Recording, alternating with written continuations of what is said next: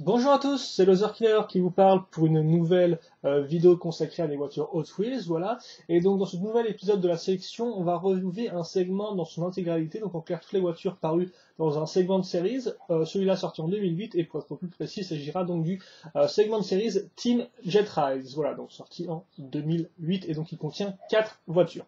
Et donc on commence tout de suite avec la première voiture, qui est la Shadow Jet, voilà.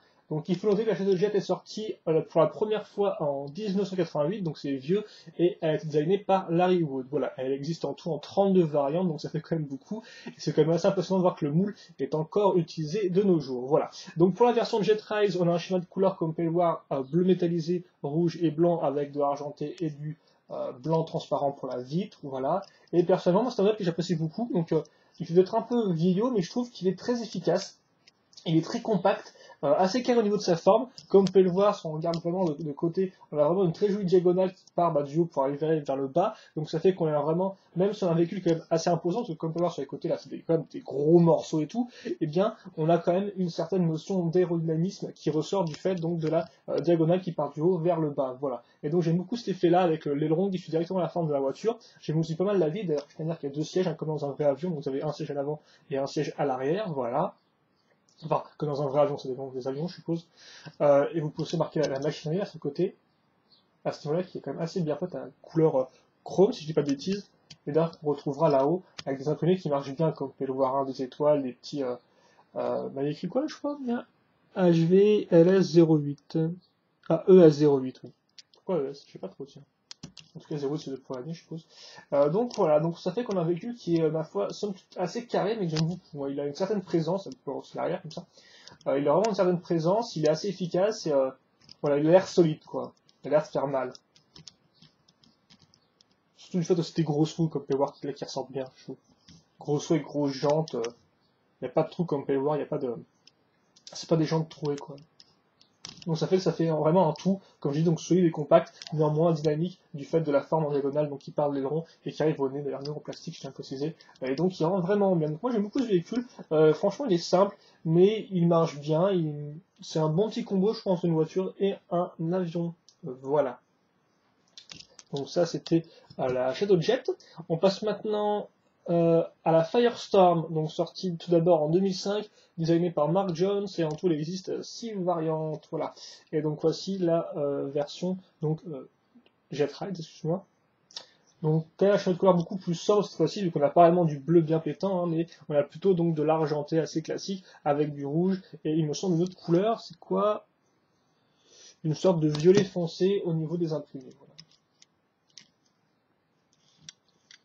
Comme on peut remarquer. Donc là, surtout bien sûr l'intérêt de la voiture, s'il y en a deux en fait, c'est déjà la vitre assez, donc la grosse partie transparente hein, qui sert de vitre, alors une position assez comme vous pouvez voir, et aussi bien sûr le gros réacteur à l'arrière qui commence là, d'ailleurs assez étalé comme on peut remarquer, hein, une chouette forme, et donc qui repart en arrière. Donc Firestorm, hein, je pense que ça veut bien se dire, donc Firestorm c'était tempête de feu, hein, on va faire comme ça, de façon littérale. Donc on peut bien imaginer effectivement le feu avec la partie transparente rouge et la tempête avec l'énorme réacteur à l'arrière, voilà. Et bien sûr on a des éléments de carrosserie qui en fait viennent un peu s'ajouter au-dessus, mais qui restent quand même assez discrets. Par exemple, vous avez l'avant à ce niveau-là, mais l'avant voilà, il repart pas en arrière, il est juste à ce niveau-là. Idem pour cette partie-là qui couvre un peu les côtés de la voiture, et idem enfin pour la partie arrière qui reste quand même assez fine du fait de son aspect un peu courbé, comme vous pouvez le voir, et donc il vient un peu se poser sur le gros réacteur, un peu comme ça, quoi, un peu comme un cheveu sur la soupe, j'ai envie de dire. Donc ça fait vraiment que en fait, les parties métalliques, on va vraiment que c'est l'espèce de petites parties qu'on est rajoutées après pour donner un peu plus de consistance au modèle, voilà. Mais au final, on va dire les parties métalliques ne s'accaparent pas le modèle, contrairement par exemple, on a vu à la Shadow Jet qui est vraiment un véhicule qui est très compact, très carré, voilà.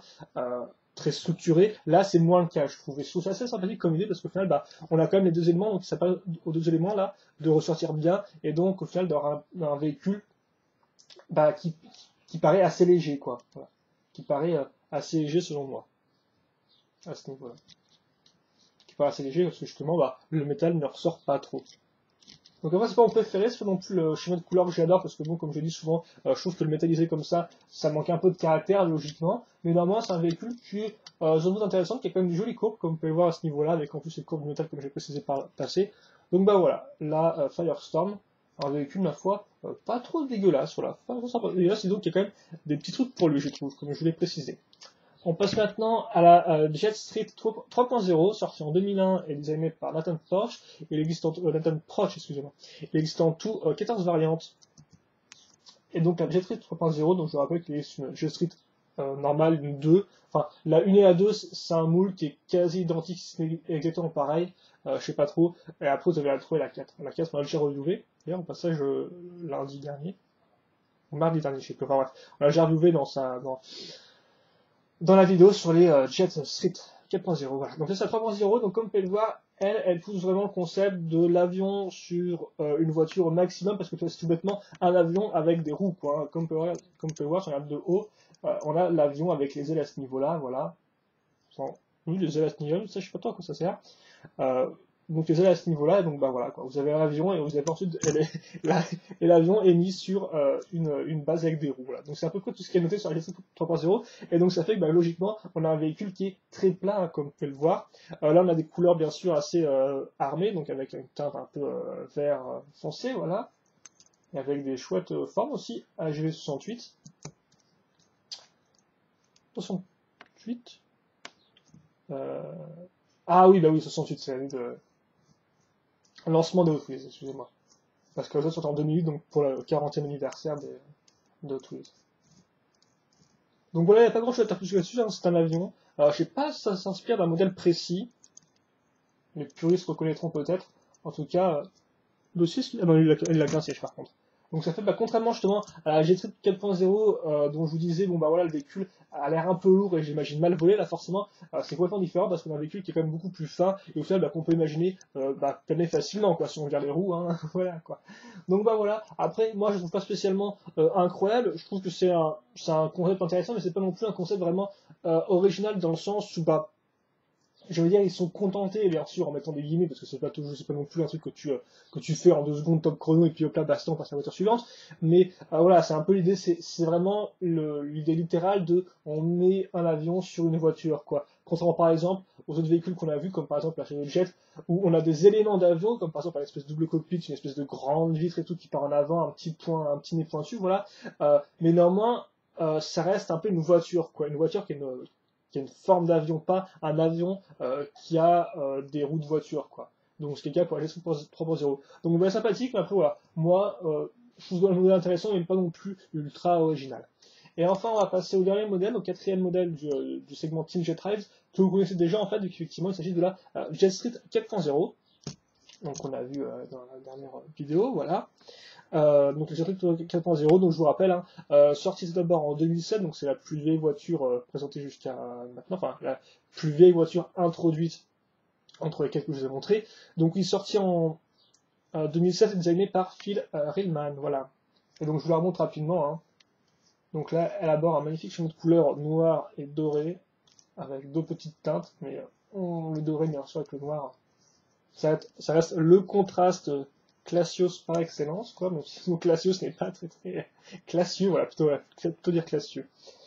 Et donc bah, je vous rappelle, pour ceux qui n'ont pas vu la vidéo, que l'intérêt de la G-Trip 4.0, c'est qu'elle peut déplier des petites ailes sur les côtés, voilà.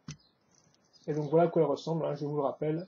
Donc moi je vous rappelle, je vous redis ce que j'ai déjà dit. Hein. Je trouve l'idée assez intéressante, hein. Moi je trouve que les ailes ne sont pas très crédibles, hein, vu leur forme et aussi vu leur taille par rapport à la taille du véhicule, hein, du milieu du véhicule. On n'a pas l'impression que le véhicule puisse vraiment voler, c'était en fait l'idée que voulait inspirer le designer, voilà, donc c'est un peu dommage. Néanmoins, il a quand même des courbes assez sympathiques, je trouve, et comme j'ai dit, bah, schéma de couleur de la Jet Street dans ce segment-là est franchement assez excellente, quoi. Donc rien que pour ça, elle vaut le coup, j'ai envie de dire.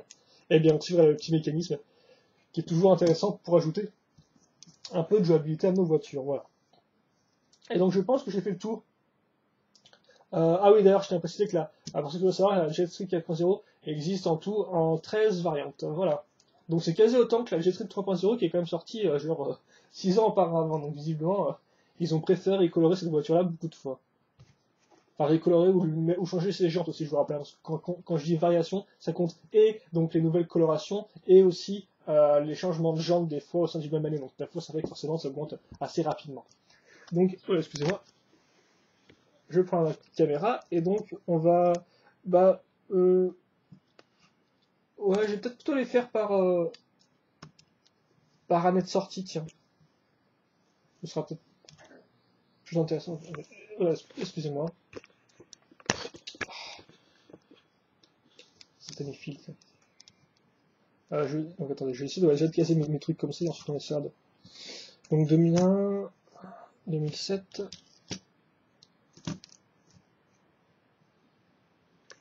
Hop, là, donc maintenant on va essayer de.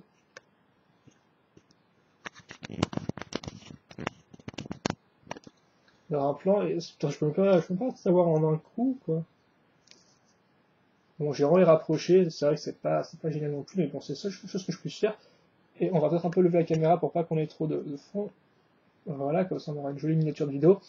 Donc voilà, c'était tout donc pour ces 4 voitures qui, je vous rappelle, font partie donc du même segment, sorti en 2008, donc ce segment de série sorti en 2008, et donc ça s'appelle Team Jet Ride. Donc vous avez un segment au complet, et donc bah voilà, vous avez l'idée du segment, bien sûr, je ne l'ai pas précisé encore, mais ce sera un peu tard, mais voilà, bien sûr l'idée c'était d'avoir des véhicules qui étaient inspirés d'avions, qui est plus ou moins cette idée de véhicules aériens. Même ça qu'effectivement le Firestorm au final dénote un peu là-dedans, j'ai envie de préciser par rapport aux autres véhicules. Mais bon, c'est pas non plus trop grave, et ça c'est quand même, je vous rappelle, un autre choix de véhicule, un changement de couleur là dans le cas présent que je n'apprécie pas tout particulièrement, mais bon après, ça c'est à nouveau mon avis, donc bah à vous de voir si vous avez aimé des voitures que j'ai pensé dans cette vidéo là, et puis moi bah, je vous dis à la prochaine, donc déjà je vous dis aussi que vous pourrez bien sûr trouver les liens donc des différentes voitures dans la description de la vidéo. Donc si vous voulez voir les autres variations des différents véhicules, eh bien vous pouvez dans la description de la vidéo, vous trouverez donc des liens South Texas Diecast et Hot Wheels Wikia. Voilà. Et donc ceci étant dit, eh bien je vous donne rendez-vous pour de nouvelles vidéos Hot Wheels et même des nouvelles vidéos générales tout court. Voilà. Et donc bah, en attendant, portez-vous bien, passez une bonne journée, bonne journée, ce que vous voulez, et puis nous on se rendez-vous plus tard. Donc comme je dis pour de prochaines vidéos. Allez, à plus.